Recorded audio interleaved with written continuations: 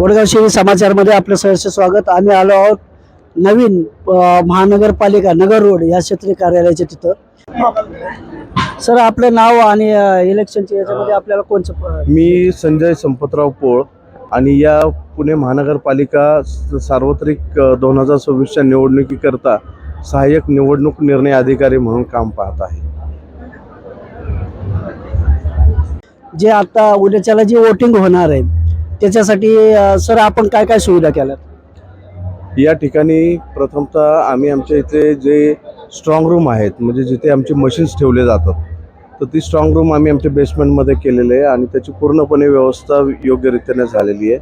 आणि आजच्या दिवस उद्याच्या वोटिंगकरिता आम्ही त्या स्ट्रॉंग रूममध्ये मशीन्स आमच्या सगळे जेवढे काही पोलिंगचे प्रतिनिधी आहेत त्यांना दिलेले आहेत आणि त्यांनी आज सगळे घेऊन ते सगळे मशीन्स घेऊन ते केंद्रावर गेलेले आहेत, योग्यरीत्या आता पोहोचलेले आहेत। सगळ्यांचा आम्हाला समाचार आलेला आहे की बाबा ते पूर्णपणे व्यवस्थितरित्या मशीन्स घेऊन जागेवर गेलेले आहेत केंद्राच्या ह्याच्यातून। इतर ह्याच्यामध्ये जेवढी लोकं होती, जवळजवळ आमच्या इथे 2,500 लोकं होती की ज्यांची व्यवस्था आम्ही पूर्णपणे व्यवस्थितरित्या केलेलं आहे। प्रत्येक केंद्रनिहाय किंवा प्रभागनिहाय आम्ही प्रत्येक केंद्र केलेले आहेत आणि त्या केंद्रामधून त्यांना आम्ही त्याचं वाटप केलेलं आहे। त्यांचं जे साहित्य आवश्यक आहे ते साहित्याचं वाटप करून दिलेलं आहे आणि आता प्रत्येकजण आपल्या केंद्रावर सुखरूप पोहोचलेले आहेत। उद्याच्या सकाळी 6:30 वाजता त्यांचं मॉकपोल होईल आणि 7:30 वाजता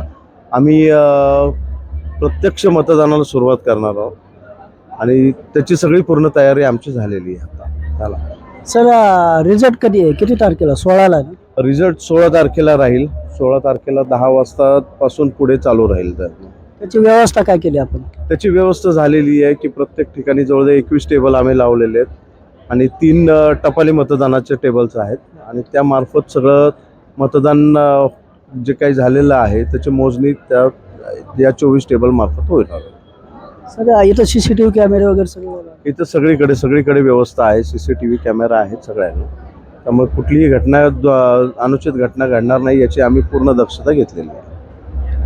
धन्यवाद सर। पोळ साहेब, वडगाव शहरी समाचारची बात केल्याबद्दल धन्यवाद।